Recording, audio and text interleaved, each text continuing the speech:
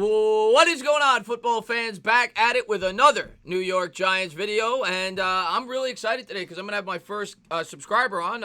Miguel actually gave me this idea on Twitter. I thought it was a great idea to have a subscriber on once a week, and yeah, man, I'm excited to have him on the channel. We're gonna reminisce about some old New York Giants. We're gonna talk about some present, and we're gonna talk about some future. So, how you doing, Miguel? Thanks for coming on the channel, man, and I'm excited to talk Giants football with you, buddy.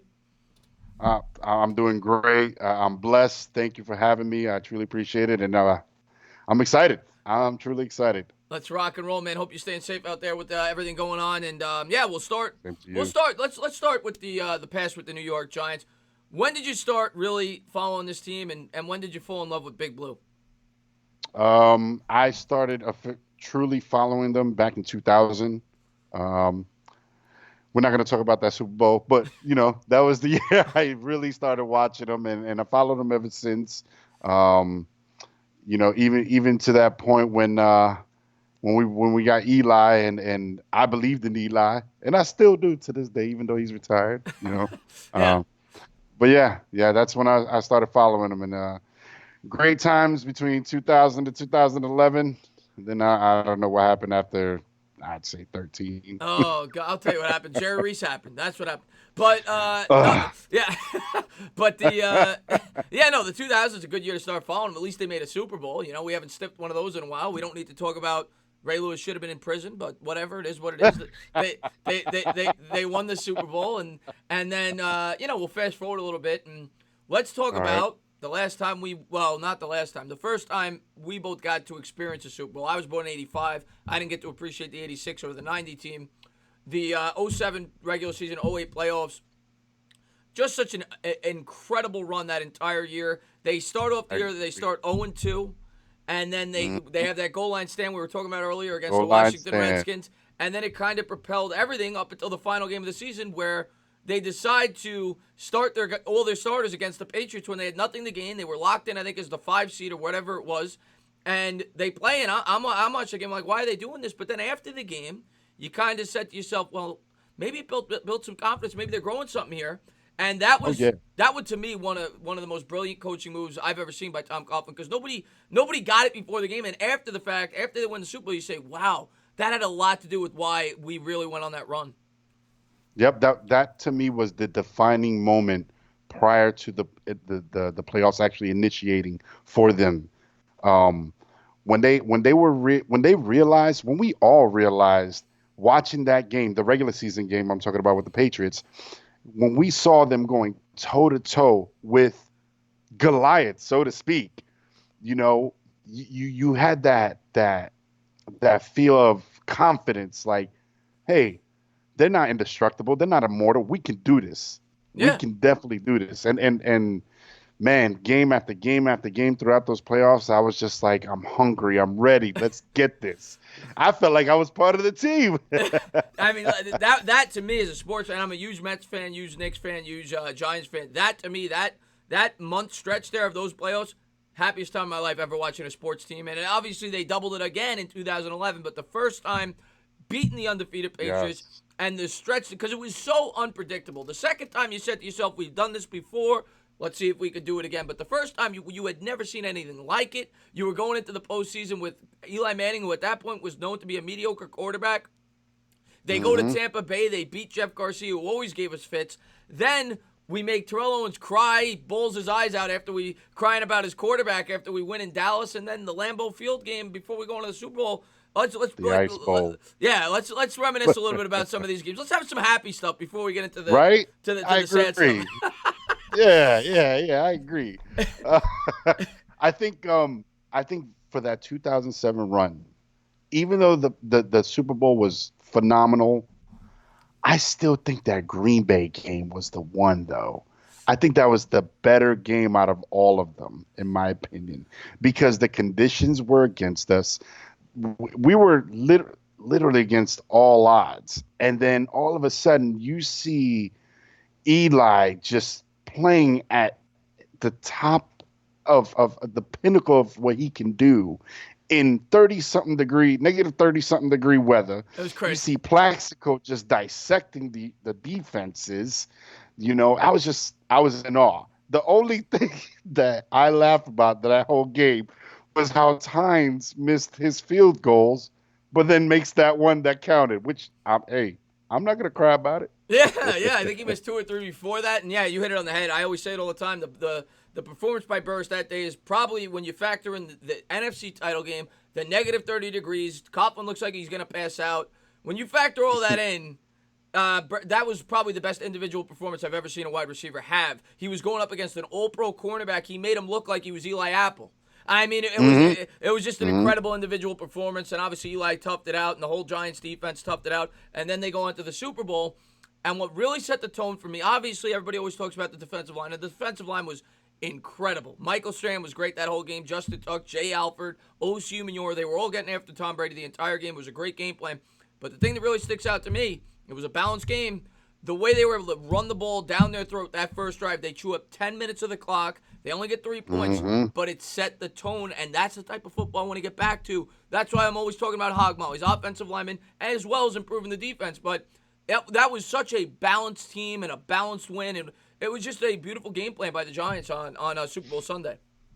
I agree. I definitely agree. We had all aspects throughout the whole entire game where we needed it to be. Just like you said, we had the toughness and the trenches were our A pluses from 2007, and beg to differ on 2011. But needless to say, the defensive line is what helped propel us. And then, intelligent coaching, hold, make sure you drain the clock when you have possession of that ball, baby steps down the field. Don't give the ball to an elite quarterback on the other side, pressure, holding the line on both sides of the ball, just, oh man, good times. Good times is right. And I say it all the time, the best defense for an elite quarterback like Tom Brady was back then, like Pat Mahomes is today, keep them off the field. If they're only on the field for 25, 26 minutes and your quarterback's on the field for 33, 34, you're going to win a lot of football games. I don't care how good they are. If they don't have the opportunities to throw the football, they're not going to beat you. So, and that's exactly what the New York Giants did. They limited the turnovers, they controlled the clock, and they gave Eli Manning and the offense a chance to win. And obviously, Tyree comes up with the most ridiculous play in the history of football with the helmet catch, and then we win the Super Bowl. It was just a magical moment. And then, like I said, Eli backs it up again. And we'll talk about that another time. But what I really want to talk about is more present-day stuff. Talk about last year's team, all the change. I mean, you want to talk about changes. This entire offseason, everything is new. Oh, yeah. Outside of Dave Gettleman, I want to get your thoughts on him. Coming into the offseason, I think a lot of people expected Pat Shermer to be fired. I tried to like Pat Shermer. He's a nice guy, but at the end of the day, he didn't get results. The players didn't play for him. You heard stories after the fact. The team quit on him down the stretch. And even though Barkley and Jones seemed to like him, but I remember reading articles about how they, in the locker room, you hear DeAndre Baker's falling asleep and this and that and the other thing, whatever. Joe Judge ain't going to put up with that. But what I want to ask you first, before we even get into Joe Judge, what did you think of the offseason?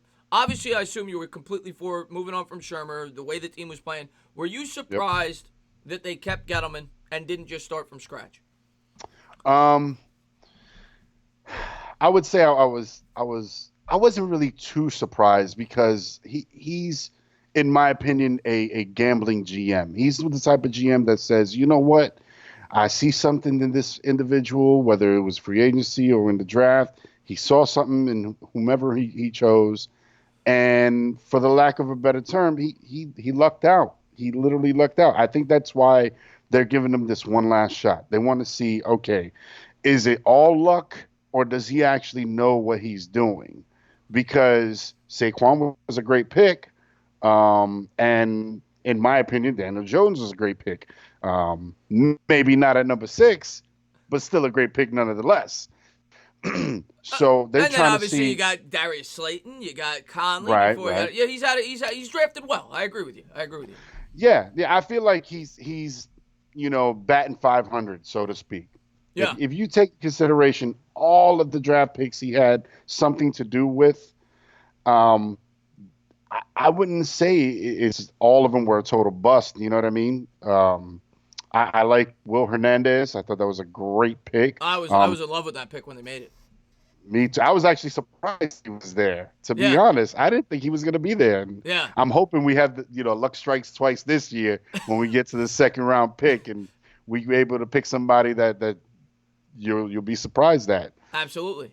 Um, but yeah, I think that I can't really put my finger on Gettleman yet, and I feel like this season will be the deciding factor on whether or not he'll even stay as the GM for the Giants. Yeah, the one thing I'll say about Gettleman, love him or hate him, the one thing nobody could deny about the guy doesn't let anybody influence his decision making, and that's what I respect about him more than anybody else. Because when you're in New York, like Eli Manning didn't let the media, didn't let the fans bother him. He let it roll right off his shoulder. It's the same thing with Gettleman. There's not a lot of GMs that would come to New York and, in my opinion, do the right thing. Get rid of Beckham before it was too late. He was willing to make that trade where a lot of GMs wouldn't have the balls to do it.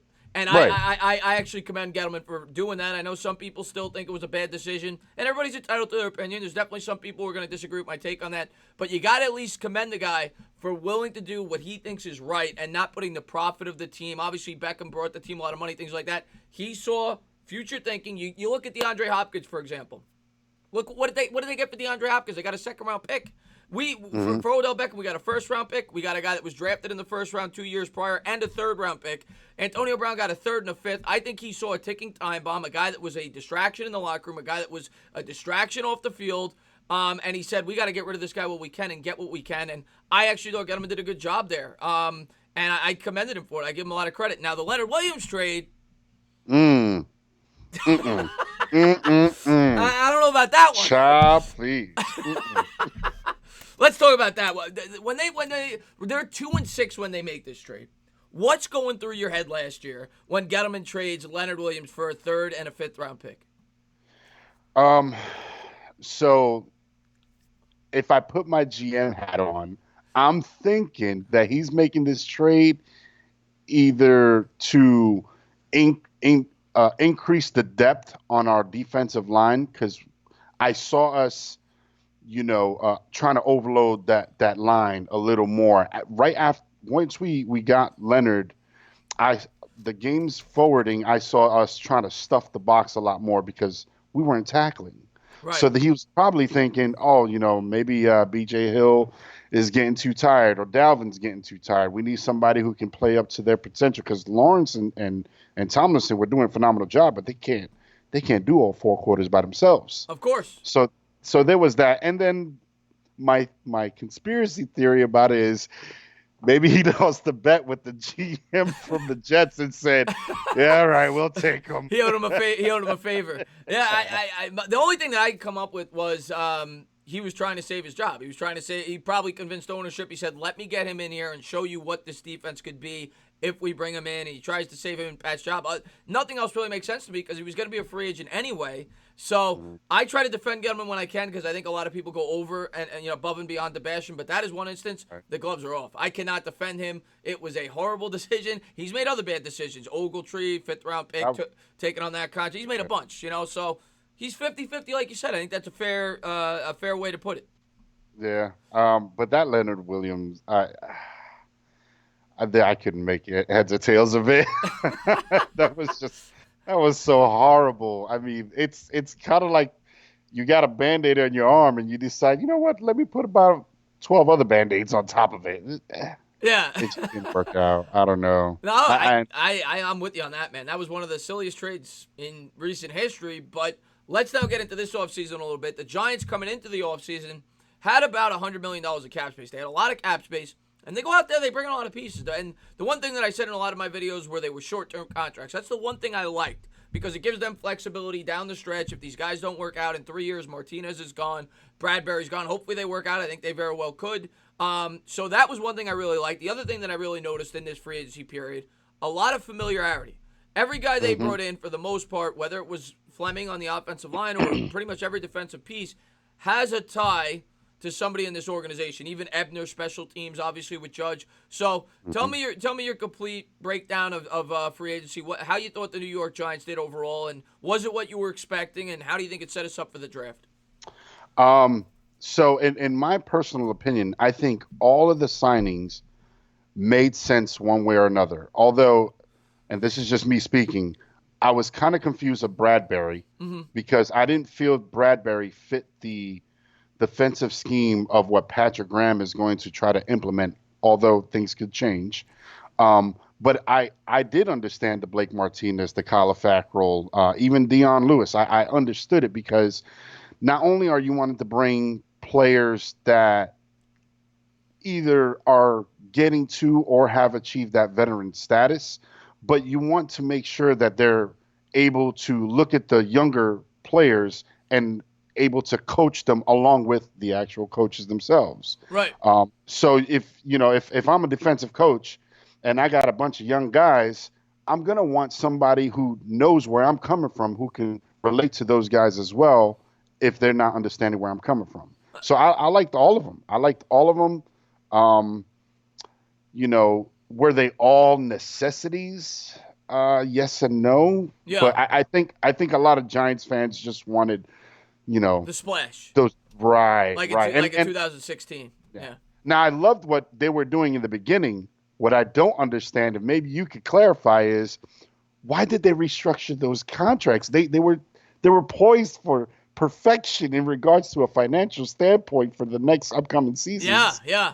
And then they changed it. From what I heard after the fact was that was done a week before, and then somewhere along the lines it was done a week before. But I'm with you. Unless they sign somebody, maybe they're going to use that money to sign somebody else on the roster. We don't know yet. But I'm with you. I like the way it was set up for the future. This basically added $5 million in cap next year and the year after onto the books. Now you can always restructure things to try to free up more cap space, but yeah, I was with you, man. I would have rather front loaded the contracts unless you plan on bringing somebody else in, which we don't know yet. Maybe they'll make a trade for Ngakoue. I don't think they will, but maybe they'll sign somebody else. Maybe they'll bring back Golden, even though it doesn't seem that way. Let's talk about some of the fits. I also want to talk about the coaching staff. We'll go back on that as well. But you brought up Fackrell. You brought up Martinez. Fackrell, to me, is kind of like Marcus Golden from the year before. We brought in Marcus Golden because he fit the Betcher scheme. And a lot of Giants fans want Golden back. They wanted Golden back. I've been saying since like week 9 or 10, as much as I like Golden, anybody that follows my channel, if you watch all my videos, which I hope you do, I said at the beginning of the year, I said, I think Golden's going to lead the team in sacks. I think he fits this scheme very well. But he came here for a scheme, much like Dayon Buchanan. Dayon Buchanan came here for a scheme. That scheme is gone. When that scheme's gone, you try to find guys that fit the new scheme. And that's what the Giants did. Patrick Graham, who's the defensive coordinator, I'll get your thoughts on him in a minute, brought in guys that he's coached before at Green Bay that did a lot better when he was there. Martinez had a much better year 2 years ago. Fackrell had 10.5 sacks 2 years ago. Obviously, they regressed this year. They say a lot of great things about Patrick Graham. So I think it was kind of trying to find guys that they feel are going to fit their scheme. You brought up a very good point about Bradbury, how you don't know how he's going to fit because he played a lot of zone coverage. You think the Giants may play some man. And you're right. When you watch the tape, I watched a few games. I watched the tape on Game Pass against the Saints, against the Bucks. He was playing a lot of zone coverage. It's a very good point you bring up, but hopefully that veteran leadership, like you said, will help take some of the pressure off of DeAndre Baker. But yeah, I was a fan of the guys they brought in, mainly because of familiarity in the defensive scheme. Mm-hmm. Yeah. So about Patrick Graham, from what I gathered watching some of his games when between 2 years ago, last year's Miami Dolphins is what I mainly focused on. Yeah. He's a very physical kind of guy. He likes to run the cover one, lots of blitzes with the interior linebackers. I noticed when it comes to blitzing, he likes to blitz 7. That you'll see that a lot. And you'll also see that the corners play a lot of press, especially in the cover 1 or the cover 0. So I feel like Patrick Graham coming to us is a benefit for our younger guys because that's what they were known for. They were known for being physical, man-to-man coverage kind of guys. DeAndre Baker. Right. Yeah. And believe it or not, I don't know if you remember, but Beal used to be that kind of guy too. Even as a slot corner, he'll get that physicality right there to try to undercut those slot routes. Right. But with Patrick Graham, bringing in, we'll say Blake Martinez and Kyler Fackrell, those guys, if you look at their film, they were great tacklers, especially Fackrell. Fackrell is one of those really good with, taking certain angles to ensure that he get the tackle. None of those shoulder pushes. No, he's wrapping around. Technically sound. Yeah. Right. And Blake Martinez actually does the same thing. I mean, we can question about their ability to cover here and there, but I feel like with that sort of scheme, you're you're not going to have a bunch of wide open receivers easily. You know what I mean? I feel like his defense is going to cause quarterbacks to have no choice but to either roll out or stay in that pocket a little more. And with the defensive line that we got, even if it's in the 3-4 with guys like uh, Dexter Lawrence, Dalvin Tomlinson, Leonard Williams, B.J. Hill, those are some big boys. They're Yeah. going to collapse that pocket, yeah, at some point. And, you take into consideration Lorenzo Carter's speed coming around the edge, then that's probably why Fackrell is even going to be on the other side, taking Marcus Golden's spot. But at least for me, Fackrell has the upside over Golden because Fackrell can tackle, Yeah. and he can drop back if he needs to. Yeah, he's actually not. He's actually known to be decent in coverage, a complete player. I'm with you, and it's going to be interesting to see what they do in the draft at that linebacker spot. We're going to get to that. Before we do, the other thing I want to say, very interesting defensive coverages I've noticed on tape with Patrick Graham too. There's sometimes where you'll see 6 guys up at the line of scrimmage, and they'll all be standing up. Nobody's in the 3-point Yes. stance. They're all so they try to confuse the offense, which will be interesting to see how they implement that with the New York Giants. But as far as the offense goes. And we're going to get into Joe Judge. Got to talk about Joe Judge. But as far as the offense goes, we bring in a new offensive coordinator, Jason Garrett, a guy that we've been making fun of with the clapping for years. He comes in here from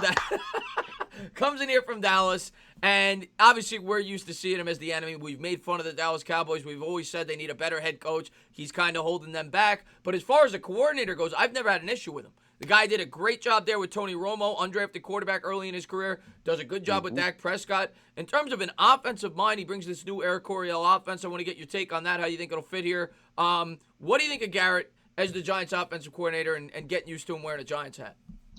As an offensive coordinator, I like it. As a head coach, I don't. Yeah. But I like his resume. I like what he has on his resume in regards to the quarterbacks he's had. And for me, this is exactly what Daniel Jones needs. Right. He needs to ensure that he's going to be playing in an offense that works for his abilities. Daniel Jones is no Lamar Jackson. So there's no reason to have a offensive coordinator that plays a lot of options and rollouts and play actions where they're constantly relying on Daniel Jones' speed. That's not what he's there for. Right. I feel in my opinion, I saw a lot of similarities in play style between he and Eli when Eli first came about. But Daniel Jones, if I'm not mistaken, I think he's taller than Eli, isn't he? Yeah, they're right around the same height. Both about 6'5", 6'6". But yeah, about the same height. He looks a little taller in some of the pictures. I Yeah, I just think Daniel Jones is a lot more athletic. But I like Garrett. Not to mention, Garrett's experience between all the other clubs, especially his former. That's an upside for us in regards to, he can ensure the younger guys, hey, this is the atmosphere you'll be playing in. This is the type of what you can expect when you're playing these areas, such as FedEx Field and things like that. He's familiar with the Cowboys organization. He's familiar with the division. Yeah, absolutely. And he's a former Giant on top of that. And as far as Joe Judge goes, what was your reaction when you found out he was the head coach? Because nobody heard about this guy. The only reason I did is because I'm on YouTube. I did some research. I found out he was a special teams coordinator. I found out about his background. Coached with Nick Saban at Alabama. But the guy was 38 years old, had never been a head coach at any level, had never been a coordinator at any level in terms of offense or defense. What was your thoughts when we bring in Joe Judge? Because that's not the Giants' way. The Giants, historically, they try to find guys with some experience. Tom Coughlin, right? Pat Shermer, former head coach, offensive coordinator. This is the first time they really, out-of-the-box thinking, they bring in a young head coach, and he's had a lot of say in terms of the staff that they've hired, the free agents they brought in. I expect he's going to have a lot of say with the draft picks. What's your thoughts on Joe Judge? Kind of like a CEO, overseeing the entire staff. I love it. Now, to be honest, I didn't know who Joe Judge was in the very beginning. Right. I was like, who is this guy? I find out he's a special teams guy for in the past for New England. And then I find out about the whole Nick Saban thing, and I was like, oh, we're sitting pretty now. And then also when I found out he was a special teams guy, I was like, oh, so they decided to take a page out of Pittsburgh's playbook. Because if I'm not mistaken, Tomlin was a special. No, not Tomlin. Was Tomlin or I believe Tomlin was a special team. So was Harbaugh. Harbaugh? Yeah. Yeah. And I'm like, okay, those are two. They got some success there. Maybe we found something with it. So I'm excited. And then the no nonsense stuff, where he's straight to the point. He. Oh man, I'm excited for it. I love it. I love the hire. It's like we're getting back to Tom Coughlin maybe a little bit. A younger, Yeah. obviously a much younger Tom Coughlin. But yeah, it seems like he's old school. But at the same time, from what you hear from players, he's got a sense of humor. He relates to the players well. He's young. He's got energy. And I love the way the guy spoke, man, talking about versatility, talking about that he wants to bring the city's values to the team, hardworking, gritty city, wants this team to get back to Giants football. And it's what you want to hear, man. It really is. And he said all the right things. We're gonna find out. I agree. We're gonna find out if he brings the results. But the one thing I continue to stress to all my subscribers: don't expect this to be fixed in 1 year. It's a completely new coaching staff. You still have a young team. It's gonna take time. I don't think it's gonna be fixed in 1 year. Now, hopefully, we see some improvements, and I expect us to. You got more experience. Now we play a tougher schedule. Improvements doesn't even necessarily mean we have a much better record. But seeing Daniel Jones work on the fumbling issues, the pocket awareness, the offensive line improving, the defense improving, that's what I want to see. I want to see incremental change, and it's football. Anything could happen in a year in, year out basis. But I want this to be something we're building towards in terms of a 10-year lifespan, like we did when you first started watching the team. From 2000 to 2011, for the most part, we were competitive. And that's what I want to get back to. And it's about being patient, not trying to rush things, which I was most encouraged by in this free agency period. I agree. I totally agree. Yeah. And let's get into the draft, man. And obviously, the biggest topic of discussion right now is pick number 4. We have a lot of holes to fill right now. You've got some Giants fans that are all about the tackle because you got a second-year quarterback. You got Saquon Barkley. We haven't been able to block that well since those days that we were talking about. And then we got a defense that gives up 3rd and 20 every time the offense gets an opportunity. We have trouble getting after the quarterback. We struggle in coverage. So we could go 2 ways here, in my opinion. I think you're looking at Isaiah Simmons or an offensive tackle, or potentially trading down and getting a tackle or Simmons at, say, 6 or 5 or 7 or 9 or whatever it may be. What, in your ideal scenario, let's take the trade out of the equation. What do you want to do here? Do you want to go Simmons, or do you want to go, say, Becton or Wills or Wirfs or Andrew Thomas? What do you want to do? So, thinking about now in the future, I would say tackle. However, me personally, I'm going to say Simmons. I feel like the concept of what Simmons can bring, and you partner that with, we got Ryan Connolly, we got Blake Martinez now. He's that perfect 1-2 punch in the interior when playing a 3-4 defense. Right. Because not only does he have the speed and he's able to play the position, but the mere fact that he's athletic enough to drop back in coverage when everybody else, let's just say, they decide to send the house, he's got that athletic ability to go side to side in between the numbers and still cover that area.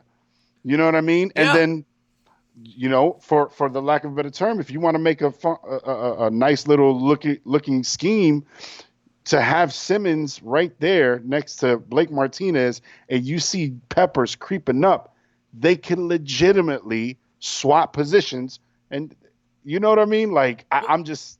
Well, I think Giants fans hear the word versatility, and you see a guy that's as versatile as anybody, and you get excited. And I agree. It's definitely a need. I've said many times I think the offensive tackle right now is the biggest need because of the second-year quarterback. But by no means are you going to see me cry if we get Isaiah Simmons. This guy could do it all. He could cover in the slot. He could drop back in coverage, like you said. He could play as a safety. Gives you some freedom to move around. Love possibly into the slot corner area. You can do a lot of things. He's the type of defender that will never leave the field because he could play in any formation. He could play in any scenario.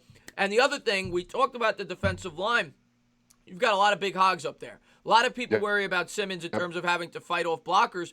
not going to have to fight off that many blockers when you've got guys like Leonard Williams, Dexter Lawrence, and all those guys kind of clogging up the line, and he's just going to be able to get to the, when the running back gets to the second level, take him out. So Yep. I'm not too worried about Simmons as a football player. I think he's a modern-day linebacker, and when you look at the modern-day NFL, everything now is about speed on both sides of the football, right? Offenses, agree. Lamar Jackson wins the MVP. You got quarterbacks now that could run like they're wide receivers. To combat that, what do defenses do? They need to get speed at positions that aren't necessarily known for speed. Obviously, corners are known for speed. Linebackers historically don't run 4.39 40s, but I think guys like Isaiah Simmons is where the league is trending towards. Getting athletic players that could play the linebacker position to be able to, go side to side with a quarterback that's running the RPO, things like that. So I think he's an incredibly valuable asset. I want the tackle, but by no means will I be upset if we take Simmons. And then let's talk a little bit about round 2. You want Simmons at 4. What do you want to go at 36 in an ideal scenario? What position? We won't say a player. What position? I definitely want to address the offensive line, specifically the left tackle position, if possible. But the likelihood of Becton being there or any of those elite tackles, I would be happy to see, a center such as Ruiz. Yeah.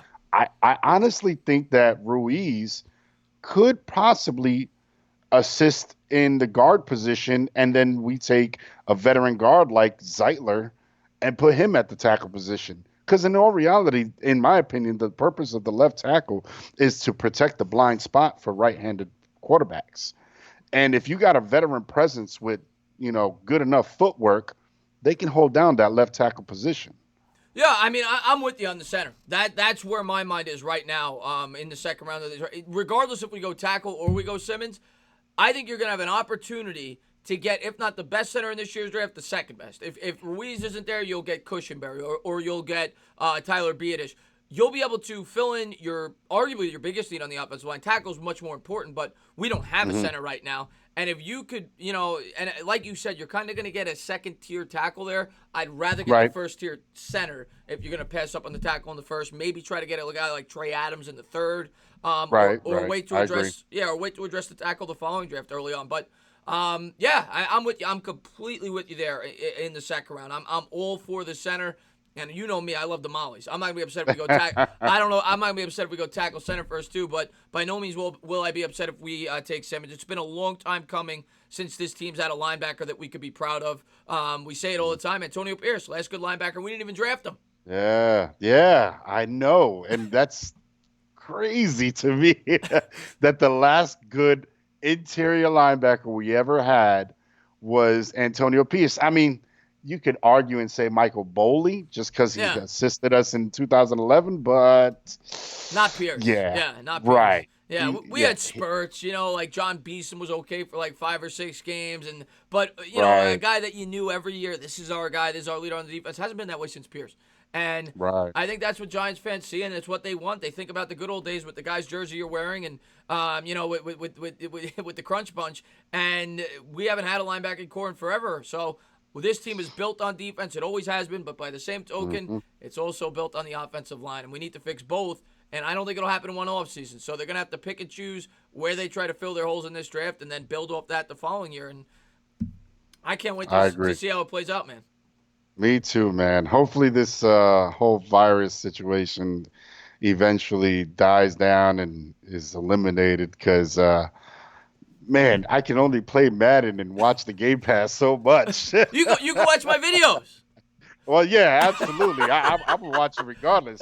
I'll set it on my phone and put it right there next to the TV. No, I'm just kidding with you. But, yeah, man, I just want to say, man, you did a great job. I had a great time talking Giants football with you, man. Look forward to, I'm going to have a few more guests on in the future, but I would love to have you on again at some point. And, yeah, man, anything else you want to say before we close it out? Once again, thank you for having me. I truly appreciate it. I support everything you do. I talked to my family about you and the content you put out there. And thank you so much for keeping us Giants fans entertained.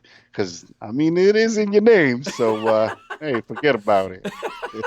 I try my best, man. I try to keep it fun and I try to keep it informative. And, yeah, man, I'm looking forward to continuing to put out the content that I have been. And yeah, man, go Big Blue, man. And we'll see what Yes, happens sir. on draft night. All right. Thank you so much. You got it, buddy. Thank you for coming on.